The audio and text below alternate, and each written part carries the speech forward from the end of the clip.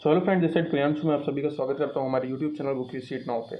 तो जैसे कि आप थंबनेल देख के समझ ही गए होंगे कि आज हम जिस टॉपिक पे बात करने वाले हैं वो हमारे नीट पीजी एस्पिरेंट्स के लिए बहुत इंपॉर्टेंट टॉपिक होने वाला है। क्योंकि आपकी जैसे कि मालूम होगा पीजी की काउंसलिंग ऑलमोस्ट ख़त्म हो गई है, सब कुछ ख़त्म हो चुका है और अभी आपको काफ़ी लंबा गैप मिल गया है।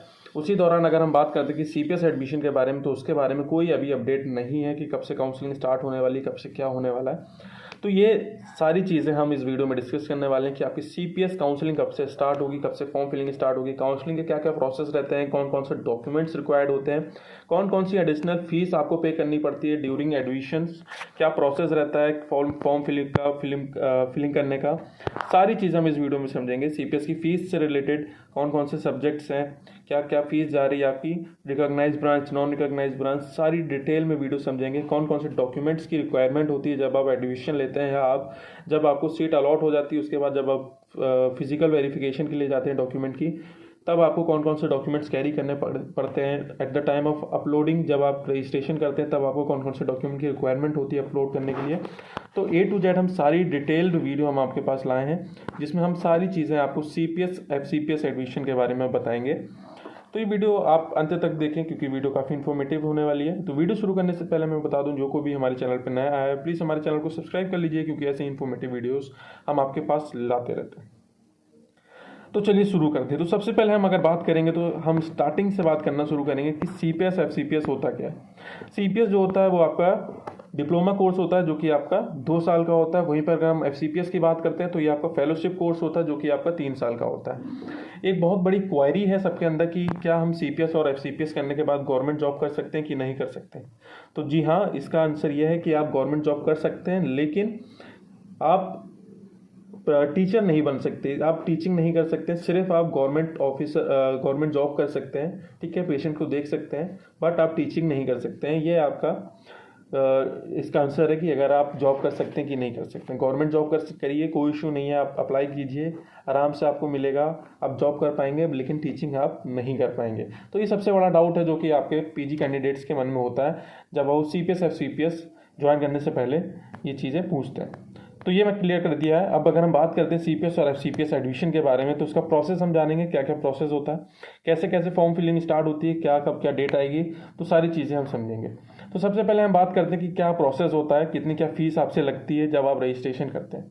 तो सबसे पहले होता है क्या है कि आप सीपीएस की जो ऑफिशियल वेबसाइट है वहाँ पर आप जाते हैं, ठीक है, वहाँ पर आपको लॉगिन करना पड़ता है, एप्लीकेशन फॉर्म अपना फिलअप करना पड़ता है, लॉगिन आईडी पासवर्ड बनाना पड़ता है। लॉगिन आईडी पासवर्ड बनाने के बाद आपको अपनी फर्दर इन्फॉर्मेशन उसमें डालना पड़ता है। जो भी एप्लीकेशन होता है, एप्लीकेशन फॉर्म होता है, उसमें सारी इन्फॉर्मेशन आपको अपलोड करनी पड़ती है और अपना जो फीस है वहाँ की 3,000 जो फीस है आपकी, वो आपको पे करनी पड़ती है। 3,000 की आपको रिसिप्ट प्रिंट आउट करनी पड़ती है। क्यों? क्योंकि ये आपको फर्दर जब आप डॉक्यूमेंट अपलोड करते हैं तब आपको ये इसकी ज़रूरत पड़ती है। वहीं पर जो एप्लीकेशन फॉर्म आप भरते हैं उसकी भी आपको ज़रूरत पड़ती है, तो उसका भी आपको प्रिंट आउट या उसकी पीडीएफ लेके रखनी है अपने पास, ठीक है। तो ये सारी चीज़ें होती हैं। फिर हम जब नेक्स्ट स्टेप पे जाते हैं, जब आप रजिस्ट्रेशन अपना कर लेते हैं, तो उसके बाद डॉक्यूमेंट अपलोडिंग पे आते हैं। तो डॉक्यूमेंट अपलोडिंग की बात करें तो कौन कौन से डॉक्यूमेंट की रिक्वायरमेंट होती है, अब हम वो समझते हैं। सबसे पहले जो डॉक्यूमेंट होता है, जो एप्लीकेशन फॉर्म आप जो भरा होता है आपने 2022 का सीपीएस नीट पीजी का, तो वो फॉर्म आपको सबसे पहले अपलोड करना पड़ता है। वहीं पर आपको एडमिट कार्ड, अपना नीट पीजी 2022 का एडमिट कार्ड जो होगा वो आपको अपलोड करना पड़ेगा। आईडी प्रूफ के लिए आपका आधार कार्ड हो गया, ड्राइविंग लाइसेंस हो गया, पैन कार्ड हो गया, पासपोर्ट हो गया, ये आपको अपलोड करना पड़ेगा। वहीं पर आपको नीट पीजी का स्कोर कार्ड, आपको जो रिजल्ट पब्लिश किया गया है वो आपको अपलोड करना पड़ेगा। नेशनलिटी सर्टिफिकेट जो होता है उसकी जगह आप अपना स्कूल लिविंग सर्टिफिकेट हो गया या फिर अपनी 12th की मार्कशीट, 10th की मार्कशीट, वो आप अपलोड कर सकते हैं, तो आप एज अ इंडियन उसमें शो होता है, ठीक है। वहीं पर सिक्स जो डॉक्यूमेंट आता है वो आपका एमबीबीएस डिग्री होती है, जो कि आपका पासिंग सर्टिफिकेट होता है, जो भी आप एमबीबीएस जहाँ से परस्यू किए हैं। वहीं पर दूसरे जो अदर डॉक्यूमेंट आते हैं वहाँ पर जो आपका है इंटर्नशिप का सर्टिफिकेट आपको वहाँ पर अपलोड करना पड़ता है। कहाँ से आपने इंटर्नशिप करी है, जो आपको सर्टिफिकेट एक मिला होगा वो सर्टिफिकेट आपको अपलोड करना पड़ता है।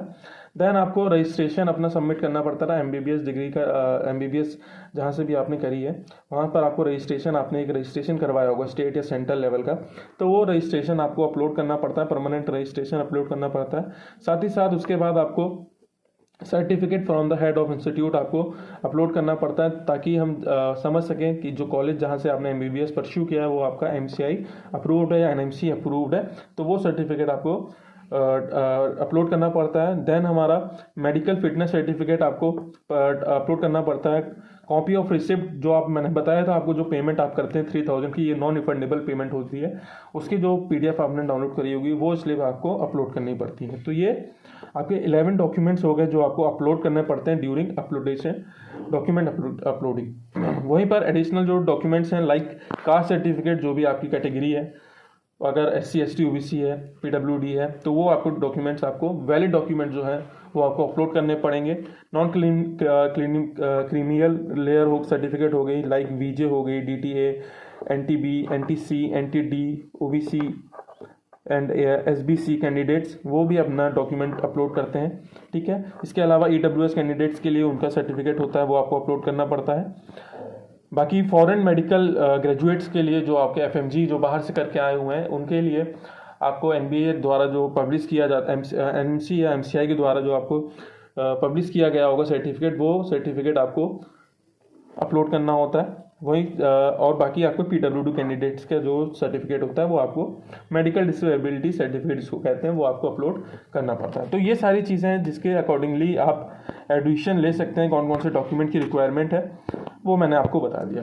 ये जो डॉक्यूमेंट्स हैं, ये डॉक्यूमेंट्स आप जब आपको सीट अलॉट हो जाती है, ये आपका रजिस्ट्रेशन फॉर्म है, आपने रजिस्ट्रेशन कर दिया पूरा, ठीक है। देन उसके बाद जो काउंसलिंग स्टार्ट होती है, चॉइस फिलिंग होती है, चॉइस फिलिंग कीजिए, ठीक है। रिजल्ट का वेट कीजिए, जब रिजल्ट आ जाता है उसके बाद अगर आपको सीट अलॉट होती है, तो ये जो भी डॉक्यूमेंट्स आपने अपलोड किए हैं, इसकी ओरिजिनल डॉक्यूमेंट्स आपको लेके कॉलेज पहुंचना पड़ता है। इसके लिए कोई प्रॉक्सी नहीं लगती है।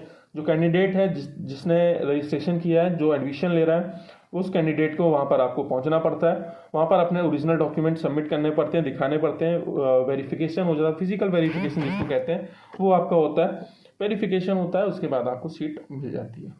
प्लस अब हम फीस स्ट्रक्चर के बारे में बात करते हैं कि कौन कौन सी फीस आपसे ली जाती है, चाहे वो गवर्नमेंट की बात करें या नॉन गवर्नमेंट कॉलेज की, प्राइवेट कॉलेजेस की बात करें, तो वो सारी चीज़ें हम डिस्कस करेंगे। कौन कौन सी एडिशनल फीस भी आपसे ली जाती है at the time of admission, वो सारी चीज़ें हम डिटेल में आपको बताने वाले हैं। सबसे पहले हम बात करते हैं कि जो मैं ये फीस बता रहा हूँ ये आपको 2021 टू 22 के सेशन का है, क्योंकि अभी कोई बुलेटिन पब्लिश नहीं हुआ है CPS के द्वारा। आगे हम ये भी जानेंगे कि CPS काउंसलिंग कब से स्टार्ट होगी, कब से बुलेटिन आपको पब्लिश कर दिया जाएगा, सारी चीज़ें हम आपको आखिरी तक बता देंगे। तो हम फीस स्ट्रक्चर पे बात कर रहे थे कि कौन कौन सी फीस आपसे ली जाती है at the time of admission.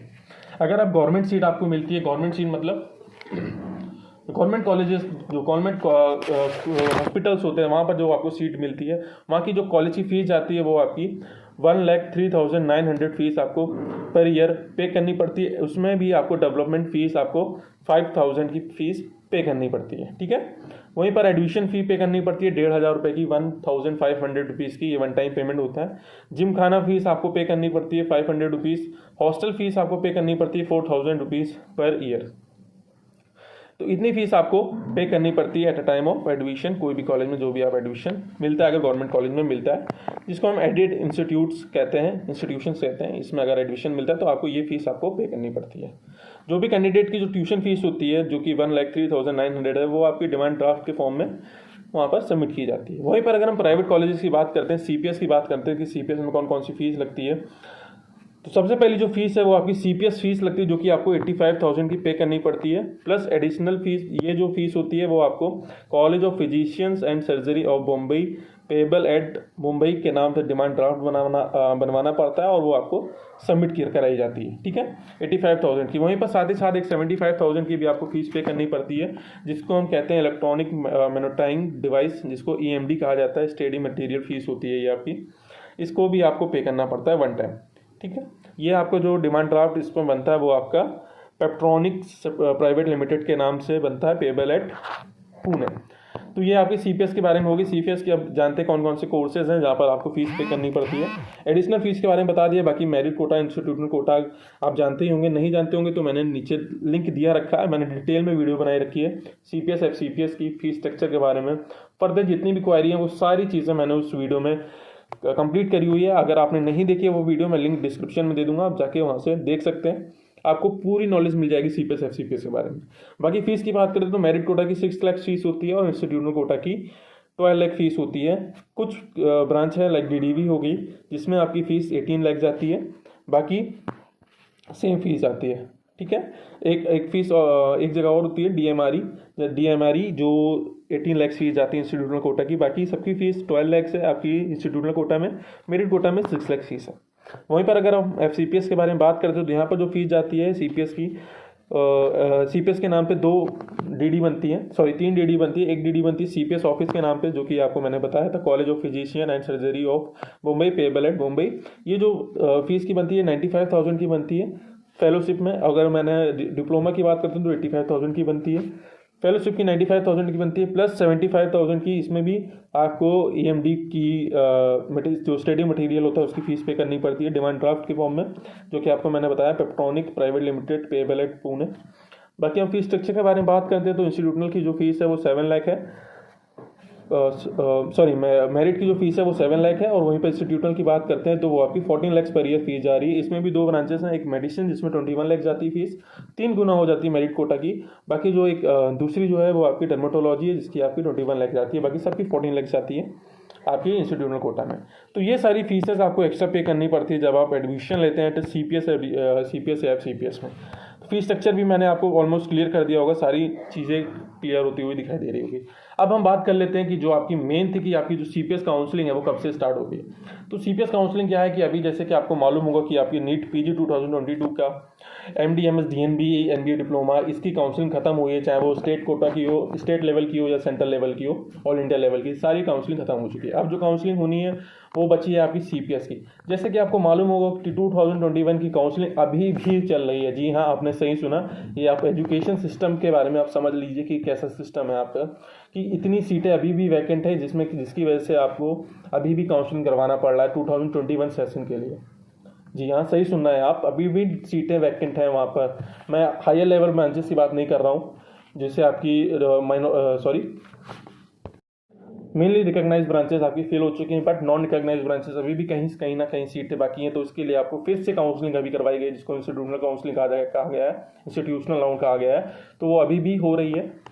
तो ये चीज़ आप देख सकते हैं कि कैसा क्या एजुकेशन सिस्टम पे अगर मैं बात करता हूँ कैसा बैकड्रो है। ठीक है, वहीं पर अगर हम 2022 की काउंसलिंग के बारे में बात करते हैं, इस सेशन की जो बात करते हैं, इसकी जो काउंसलिंग जो होगी वो आपको कहीं ना कहीं बुलेटिन जो है कहीं ना कहीं आपको जनवरी के मिड ऑफ जनवरी में आपको दिखाई देने को मिलेगा। रजिस्ट्रेशन फॉर्म ओपन हो जाएंगे जनवरी तक, मिड ऑफ जनवरी तक सारी चीज़ें आपको दिखाई देने लगेंगी। जो काउंसलिंग है वो आपकी लास्ट ऑफ जैन या फिर फेब में आपको काउंसलिंग भी स्टार्ट हो जाएगी। 2 से 2.5 महीने के अंदर ये भी काउंसलिंग पूरी कंप्लीट हो जाएगी। तो ये सारी चीज़ें जो आपकी नीट स्कोर कार्ड है, जो भी नीट रिजल्ट आया है उसी के बेसिस पे होगी। रिवाइज कट ऑफ जो भी होगी अगर आनी होगी तो मैं आपको ज़रूर बताऊंगा क्या आएगी क्या नहीं आएगी। अगर आप जानना चाहते हैं तो नीचे दिए गए कमेंट सेक्शन में कमेंट कर सकते हैं, कोई फर्दर इन्फॉर्मेशन रहेगी हम वो भी आपको प्रोवाइड करेंगे। कुल मिला के ये है कि CPS FCPS की जो भी फर्दर इन्फॉर्मेशन है वो हमारे चैनल पे आपको मिलेगी। तो हमारे चैनल को सब्सक्राइब कर लीजिए क्योंकि बहुत इंपॉर्टेंट होने वाला है। और साथ ही साथ अगर आप 2023 के नीट PG के एग्ज़ाम के लिए आप प्रिपरेशन कर रहे हैं तो उसके अकॉर्डिंगली सारी जितनी भी फर्दर इन्फॉर्मेशन रहेगी, कोई भी अपडेट रहेगा लेटेस्ट सबसे पहले हमारे चैनल पे आपको मिलेगा। उसके लिए भी आप हमारे चैनल को सब्सक्राइब कर सकते हैं। टेलीग्राम ग्रुप को आप जरूर ज्वाइन कर लीजिए क्योंकि जो भी फर्दर इन्फॉर्मेशन होती है मैं अगर वीडियो नहीं बना पाता हूँ तो अपने टेलीग्राम चैनल पे अपलोड कर देता हूँ, तो वहाँ से आप अपनी फर्दर इन्फॉर्मेशन ले सकते हैं, चाहे वो CPS FCPS की हो 2022 सेशन की या फिर आपकी नीट PG 2023 की बात हो जो कि आप जिसके लिए प्रिपरेशन कर रहे हैं। तो सारी चीज़ें मैंने आपको बता दी है। अगर कोई फर्दर डाउट रहा हो तो नीचे कमेंट सेक्शन में बता सकते हैं, मैं उसके लिए पर्सनल वीडियो आपके पास ले आऊँगा। बाकी एडमिशन के लिए आप नीचे दिए गए व्हाट्सएप लिंक पे क्लिक कर सकते हैं, आप हमें व्हाट्सएप पे डायरेक्ट बात कर सकते हैं। जो भी फर्दर इन्फॉर्मेशन रहेगी हम आपको प्रोवाइड करेंगे। अगर आप काउंसलिंग लेना चाहते हैं तो काउंसलिंग चार्ज पे कीजिए, हम आपकी पूरी काउंसलिंग करेंगे, या फिर आप हमारे थ्रू एडमिशन लेना चाहते हैं तो जो भी प्रोसेस रहेगा उस प्रोसेस के हिसाब से आप चलिए। हम आपको आपके स्कोर के दौरान जो भी आपका स्कोर होगा उसके बेस्ट टू बेस्ट आपकी सीट प्रोवाइड कराएंगे। जो भी ब्रांच आप लेना चाह रहे हैं पॉसिबिलिटी पूरी रखते हैं कि हम आपको पूरी ब्रांच आपको दिला दें जो भी आप ब्रांच ले रहे हैं। बट अगर आपका स्कोर ही नहीं है, आप नॉन क्वालिफाई और आप कह रहे हैं कि मुझे रिकॉग्नाइज ब्रांच चाहिए, तो ये तो पॉसिबल नहीं है ना। अपने हिसाब से देखिए कि कितना क्या स्कोर है, उस हिसाब से आप डिमांड रखिए। अगर पॉसिबल होगा तो हम आपकी पूरी काउंसलिंग करेंगे, पूरी सहायता करेंगे, आपको सीट प्रोवाइड करेंगे। जो भी चार्जेस रहेंगे वो आपको एक्स्ट्रा पे करने पड़ेंगे। तो आज की इस वीडियो में बस इतना ही। होकर तो वीडियो इन्फॉर्मेटिव रही हो तो प्लीज़ इसे लाइक करें, शेयर करें, चैनल सब्सक्राइब करना ना भूलें। धन्यवाद।